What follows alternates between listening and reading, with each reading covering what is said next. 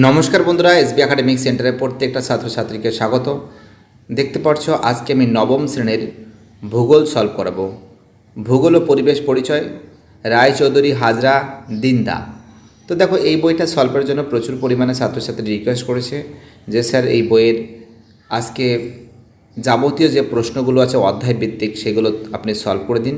তো যারা ভিডিওটা দেখছো প্লিজ চ্যানেলটাকে সাবস্ক্রাইব করবে এবং সমস্ত বন্ধুদের মধ্যে শেয়ার করবে। তো দেখতে পাচ্ছ এবার আমি চতুর্থ অধ্যায়টা সলভ করেছি। চতুর্থ অধ্যায় সলভের জন্য প্রচুর ছাত্রছাত্রীর রিকোয়েস্ট ছিল। ভূগাঠনিক প্রক্রিয়া ও পৃথিবীর বিভিন্ন ভূমিরূপ, খুবই গুরুত্বপূর্ণ অধ্যায়। এই অধ্যায়টা সলভের জন্য প্রচুর ছাত্রছাত্রী রিকোয়েস্ট করেছে। সাঁতার প্রকাশনী বই। তো দেখো, যারা ভিডিওটা দেখছো প্লিজ চ্যানেলটাকে সাবস্ক্রাইব করবে এবং সমস্ত বন্ধুদের মধ্যে শেয়ার করবে।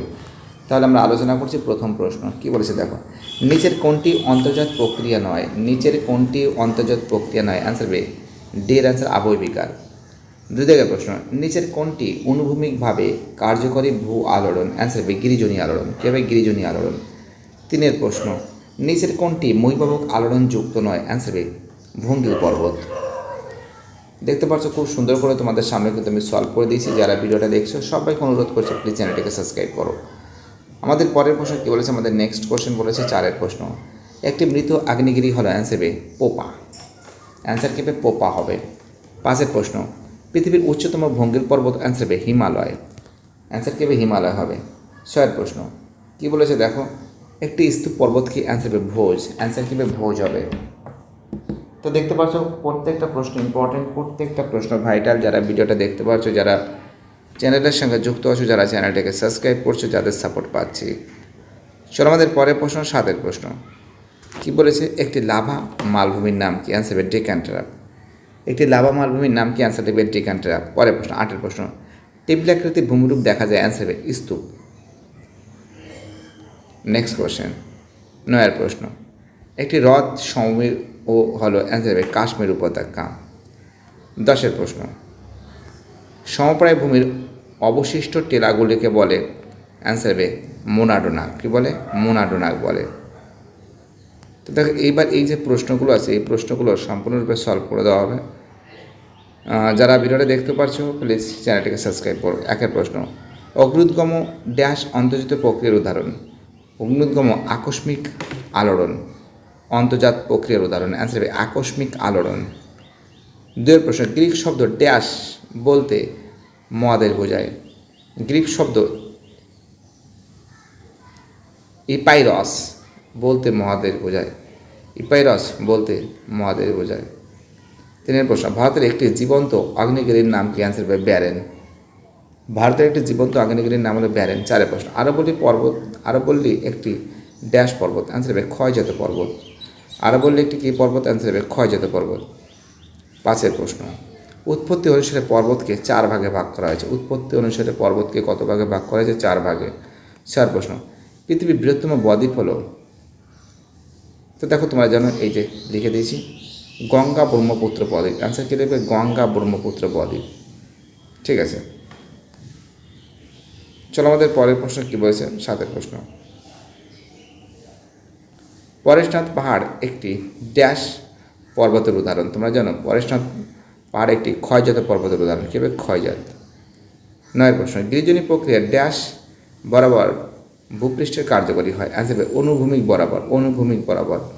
নয়ের প্রশ্ন, একটি পর্বত বেষ্টিত মালভূমির উদাহরণ কি? অ্যান্সার হবে তিব্বতের মালভূমি।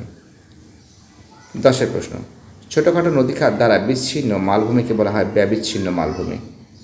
কি বলা হয়? ব্যবিচ্ছিন্ন মালভূমি বলা হয়।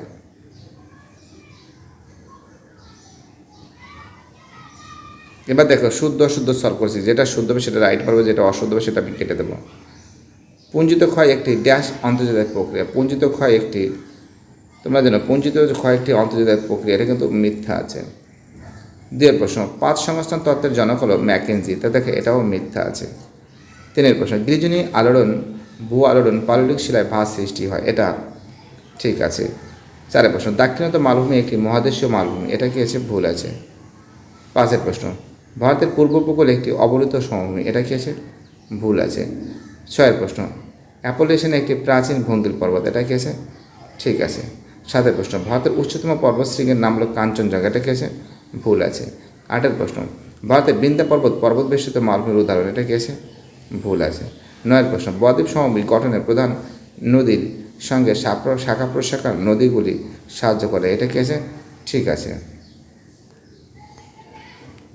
চলো 10 প্রশ্ন, লাভা মালভূমি চ্যাপ্টা মাথা যুক্ত পাহাড় দেখায়, এটা কি আছে? ঠিক আছে। এবার দেখো এখান থেকে যে প্রশ্নগুলো আছে এই প্রশ্নগুলো ফটাফট করে তোমাদের সামনে আমি তুলে ধরেছি। একটি বা দুটি শব্দের উত্তর দাও। 1 প্রশ্ন, কোন ভূ আলোড়নে শিলাস্তরের সংলগ্ন টান সৃষ্টি হয়? অ্যান্সার হবে গিরিজনি। অ্যান্সার কি হবে? অ্যান্সার হবে গিরিজনি। 2 প্রশ্ন, স্তূপ পর্বতের সন্নিহিত ভূমিরূপ কোনটি? অ্যান্সার হবে গ্রস্ত উপত্যকা। অ্যান্সার কি হবে? গ্রস্ত উপত্যকা হবে। 3 প্রশ্ন, কোন ভূমিরূপকে টেবিল ল্যান্ড বলে? অ্যান্সার হবে মালভূমিকে টেবিল ল্যান্ড বলে। 4 প্রশ্ন, ভারতের মালনাথ কী ধরনের মালভূমি? তো তোমরা জানো ভারতের মালনাথ কিন্তু কী ধরনের মালভূমি? তোমরা জানো। 4 প্রশ্ন আনসার হবে ব্যবিচ্ছিন্ন মালভূমি। 5 প্রশ্ন, পৃথিবীর উচ্চতম আগ্নেয় পর্বত কোনটি? অ্যান্সার হবে ওজাজ ডেল স্যালাদো। ওজাজ ডেল স্যালাদো। 6 প্রশ্ন, তুরানের সমভূমি কী ধরনের সমভূমি? অ্যান্সার হবে অবনত। কী ধরনের সমভূমি? অবনত সমভূমি। তো দেখো এবার আমি তোমাদের যে প্রশ্নগুলো সলভ করাচ্ছি এখান থেকে যে প্রশ্নগুলো আছে, ঠিক আছে, দেখতে পাচ্ছ 2 মার্কসের প্রশ্ন, যদিও পেজ নম্বরগুলো দেওয়া আছে। দেখো 48 নম্বর পেজ, 51, 54, 62, এই পেজগুলো যত আছে এইগুলো সমস্ত প্রশ্নগুলো আমি সলভ করে দিচ্ছি তোমাদের। আমি দেখো প্রশ্নের অ্যান্সারগুলো দেখে নাও। গিরিজনি ভূ আলোড়নে অনুভূমিক আলোড়ন কেন বলা হয়? দেখতে পাচ্ছ, কারণ এতে ভূত্বকের উপরিভাগ চাপ পাশ থেকে আসে, শিলাস্তরগুলো আড়াআড়ি ভাঁজ হয়ে ওঠে। 2 প্রশ্ন, মহিবক আলোড়নকে উলম্ব অনুভূমি ভূ আলোড়ন কেন বলা হয়? দেখো এর অ্যান্সার দেওয়া রয়েছে খুব সুন্দর করে। 3 প্রশ্ন, ভূত্বকীয় বিচ্ছিন্ন খণ্ডগুলিকে পাত বলে কেন? দেখো এর অ্যান্সারও দেওয়া আছে। দেখো 3 নম্বর প্রশ্নের অ্যান্সার দেওয়া আছে। 4 যে প্রশ্ন আছে 4 প্রশ্নের অ্যান্সারও তোমাদের সামনে তুলে ধরছি। আগ্নেয় পর্বত সঞ্চয়জাত পর্বত নামে পরিচিত কেন? দেখতে পাচ্ছ। ক্ষয়জাত পর্বত নগ্নীভূত পর্বত নামে পরিচিত কেন? পাত সঞ্চালনের প্রধান কারণ কি? 6 প্রশ্ন, 6 প্রশ্নের উত্তরটা দেখতে পাচ্ছ। পৃথিবীর অভ্যন্তরের ম্যান্টেলে ঘটে যাওয়া কনভেনশন স্রোত পাতগুলিকে সঞ্চালন করায়, ঠিক আছে, এটাই মেইন কারণ। 7 প্রশ্নের অ্যান্সার।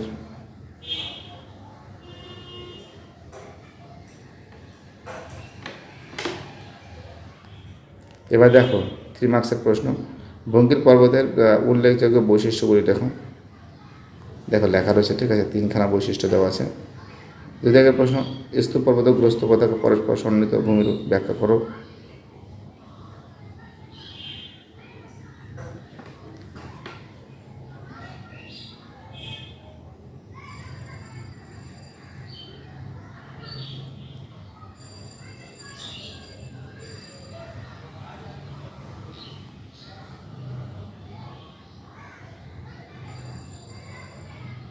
ছয়ের প্রশ্ন,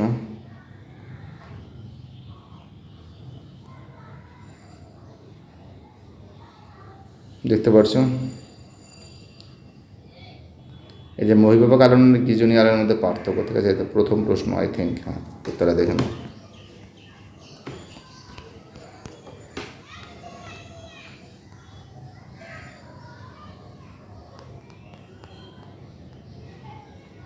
ভিডিওটি দেখার জন্য সবাইকে অসংখ্য ধন্যবাদ জানাই। যারা ভিডিওটা দেখছো, যারা চ্যানেলের সঙ্গে যুক্ত আছো, যারা চ্যানেলটিকে সাবস্ক্রাইব করছো, তাদের আমি অসংখ্য ধন্যবাদ জানাই।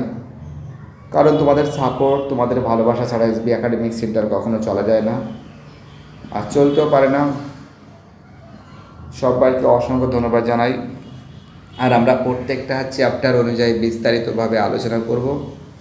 আমরা এই 7টা প্রকাশনীর ইতিহাস হোক, ভূগোল হোক, প্রত্যেকটা সাবজেক্ট নিয়ে আমরা বিস্তারিত আলোচনা করব। ভিডিওটি দেখার জন্য সবাইকে অসংখ্য ধন্যবাদ জানাই। আশা করি তোমাদের জন্য আরও অনেক নতুন ভিডিও নিয়ে আসবো আমি। বাই, টাটা, সব ভাই ভালো থাকবে।